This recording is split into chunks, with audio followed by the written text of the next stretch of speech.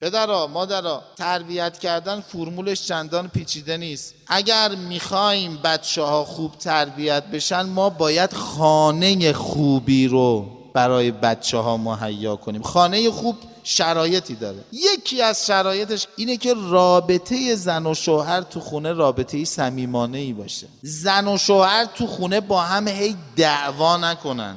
قدیما با زنش که دعواش میشد میگه بذار بچه‌ها بخوابن. اینو میفهمید بچه دعوای زن و شوهر رو نباید ببینه. اگر بچه دعوای زن و شوهر رو دید، امنیت روانیش به هم میریزه.